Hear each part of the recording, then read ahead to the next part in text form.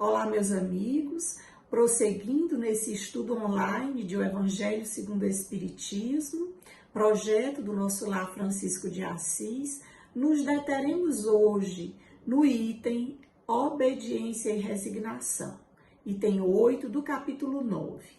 A mensagem é do Espírito Lázaro.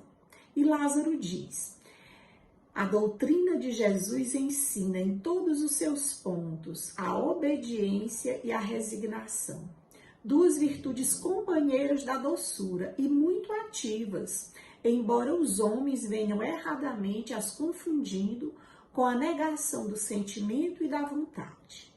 Ele estabelece: a obediência é o consentimento da razão, a resignação é o consentimento do coração.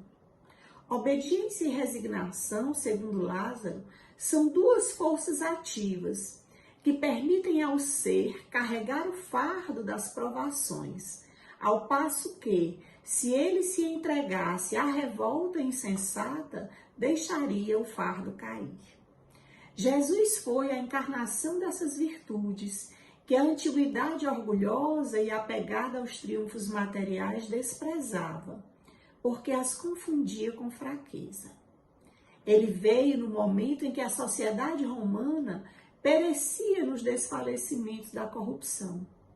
Veio fazer no seio da humanidade deprimida brilhar os triunfos do sacrifício e da renúncia carnal. Cada época é marcada assim, diz Lázaro, com o selo da virtude ou do vício, que a distinguirá, fazendo-a salvar-se ou perder-se. E ele complementa: a virtude da vossa geração é a atividade intelectual, enquanto o seu vício é a indiferença moral. E nos faz um convite: submetei-vos à impulsão que viemos dar aos vossos espíritos. Obedecei à grande lei do progresso, que é a palavra da vossa geração. Ai do espírito preguiçoso, ai daquele que fecha seu entendimento, porque toda resistência orgulhosa será cedo ou tarde vencida. Bem-aventurados, no entanto, os que são brandos, pois prestarão dócil ouvido aos ensinos.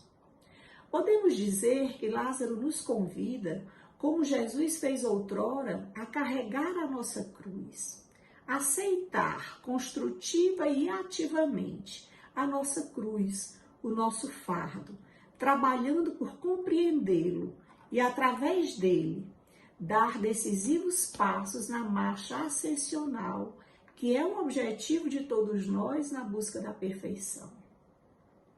Passagem do apóstolo Lucas: e aquele que não carregar a sua cruz e não me seguir, não pode ser meu discípulo. Jesus se dirigiu àqueles indivíduos, convocando-os à renovação espiritual, de modo que conduzissem a cruz dos problemas, tornando-o leve, não se deixando esmagar pela conjuntura de aflições. André Luiz veio 20 séculos depois e nos disse que a resignação tem o poder de anular o impacto do sofrimento. A resignação tem o poder de anular o impacto do sofrimento. Joana de Ângeles, no livro Jesus e o Evangelho, à luz da psicologia profunda, diz no capítulo 31 o seguinte: aos primeiros discípulos, a proposta de Jesus possuía uma interpretação literal, carregar a sua cruz, tendo em vista o estágio cultural e social da época. Por isso, deixou explícito que segui-lo representava perder a liberdade, aliás mínima, que se tinha naquela época, perder o direito à existência física até. No entanto, esses eram valores de pequena monta, desde que a realidade do ser transcende as injunções materiais.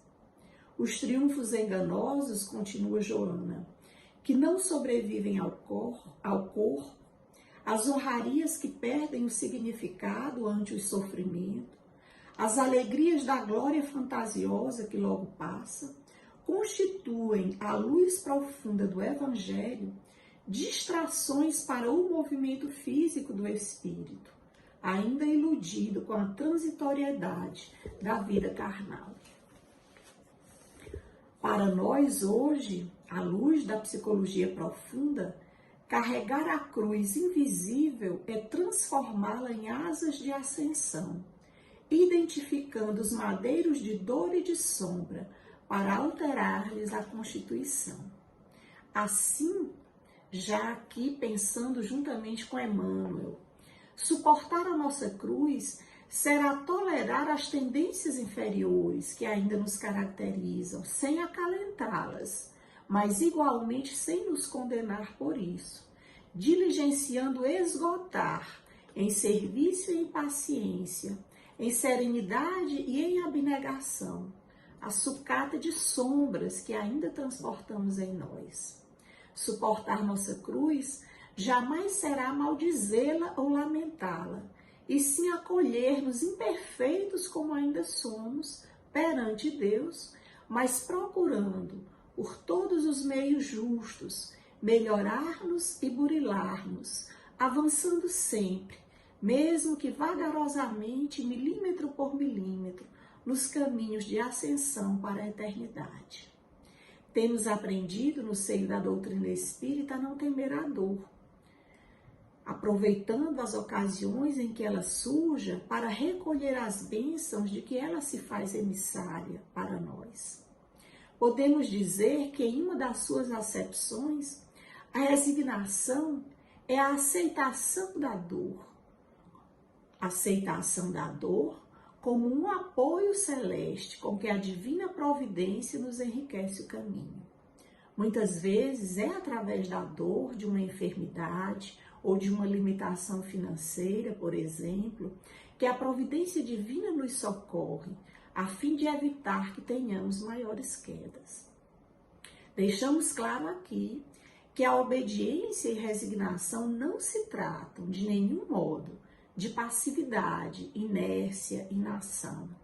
Falando acerca do tema, Emmanuel pondera que a aceitação construtiva será sempre, talvez, mais da metade dos ingredientes de solução a qualquer dos problemas que porventura nos afligem.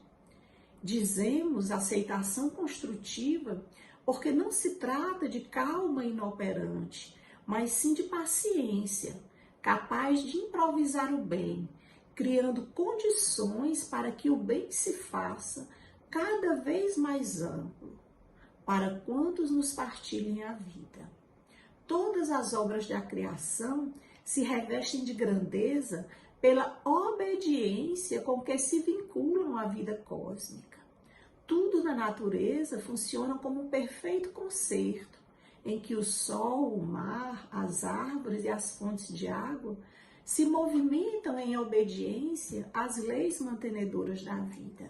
Recorda, diz Emmanuel, que a obediência é o alicerce da ordem nos mais recuados círculos da natureza. E aprendamos sim a obedecer, se realmente nos propomos concretizar o ideal superior que abraçamos.